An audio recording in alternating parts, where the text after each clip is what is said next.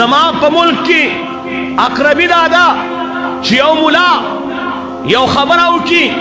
چې مدرسو کې عزت ملاویږي د مسلمان بچی ته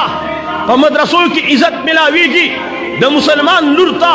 په مدرسه کې د عزت لوبټه ملاویږي په دینی مدرسه کې د مسلمان بچی ته د عزت صادر ملاویږي په نور ځایونو کې زما عزتمندو خلک عزتونه بیلي نو بله ورځ زما عزتمندو زما د ملک دا تکړه خلک دا قوت والا خلک دا طاقتور خلک زما عزتمندو دا د قلم خاوندان دا د کورسو خاوندان دا دغه مولا راونیسي هغه جیل کې واچي هغه په لاسونو کې اتکړی واچي لیکن د پاکستان په ځمکه باندې بربنډې ښځې راووتلې لغړې ښځې راووتلې زما د رب ربوبیت دی چې نن کو چا دا ونه ویلې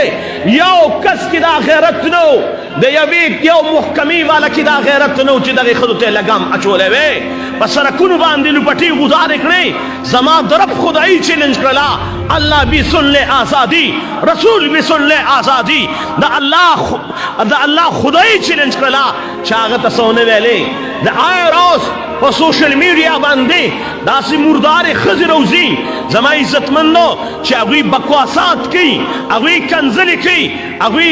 فحش الفاظ استعمالوي زما د ملک په دې غیرتمند قوم کې زما په د ملک په دې غیرتمندو خلکو کې غیرت را پیدا نه شو چې دغې مردارې ته لګام واچي زما د ملک په دې ملک کې خلکو قرآن باندې او دسماتي وکړل چې هغه ته لاس وانچو خو ملا زما عزتمندو بې وسه دی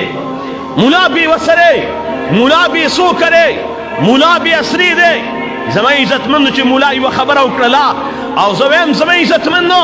د دې مولا قصور سره استاد اسلامیہ کالج جنکۍ راووتلې د خپلو استادانو خلاف د هراسمنټ دپاره چغې والې ټوله دنیا سې کړله چې دغه خویندو چغې والې چې زموږ په کالجونو یونیورسټو کې زموږ استادان زموږ نه غلطې مطالبې کوي زما د اسپتال نرسې راووتلې د پېښور په ځمکه کې زما عزتمندو ټولو دنیا سې کړلې چا ورته لاس واچو زما عزتمندو دغه خلکو ته چا لاس واچو چا لاس نه دی اچولی خو ملا مظلوم دی یاد ساتیں نبی علیہ السلام ابو بکر صدیق رضی اللہ عنہ فرمائی نبی علیہ السلام زمان بارکم زمان عزتمندو دا سے خلقم شتا زمان عزتمندو اللہ اکبر زمان عزتمندو نبی علیہ السلام ابو بکر صدیق رضی اللہ عنہ فرمائی نبی علیہ السلام خوب کی رالے رالا زیدان سرد اللہ سونی علماء جہنم تے بوت لما فا جہنم کے سخلق راتو خودل چی دا غی مخون دا خینزیرانو او هغوی په اور کې سوځېدلي وو زما عزتمندو د هغوی خوراک نوونه او پیپونه وی نبی علیه السلام نه ما تپوس وکړو ای د الله محبوبه دا څوک دي وی نبی علیه السلام راته وفرمیل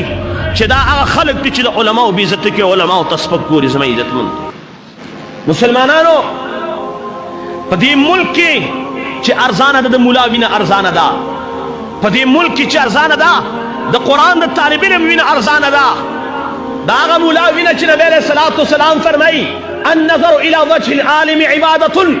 دا عالم مختکت العبادت تے داغا مولا وینا ارزانا دا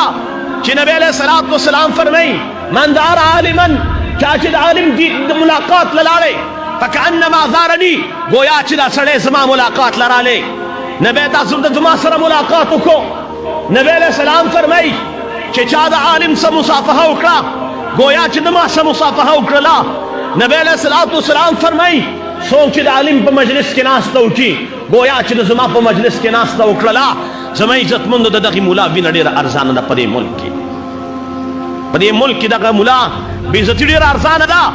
په سوشل میډیا باندې زما عزتمندو تاسو وګورئ زما د شیوخو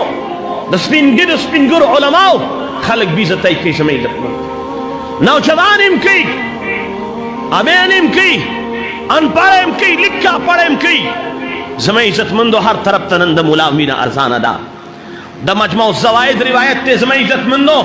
چې کله په کوم ځای کې او ناحقه باندې څوک عالم قتل کی الله جل شانه غصه تر هغې نه سړېږي تر څو پورې چې د دغې خلکو نه د دې یو عالم په بدله کې 30 زره خلک قتل نه کړي 30 نن زما عزتمندو دا ملک چې د بربادۍ طرف روان دی دا زما عزتمندو د دې وجه دا ده چې د دې ملک زما عزتمندو په دې ملک کې د مسلمان د عالم قدر نشته، د عالم قدر نشته. زما سره غوښتل چې ډېر خبره کوم خو وخت راسه وفا نه کوي. مسلمانانو په دې خبره ځان پوه کړئ چې دنیا د عالم په آبادېدو آباده ده، دنیا د مولا د وجې نه قایم ده، او چې کله عالم نه بیا به زما عزتمند دنیا نه پاتې کېږي، دنیا به ختمېږي. د الله الله والا نه بیا به زما عزتمندو دا دنیا نه پاتې کېږي.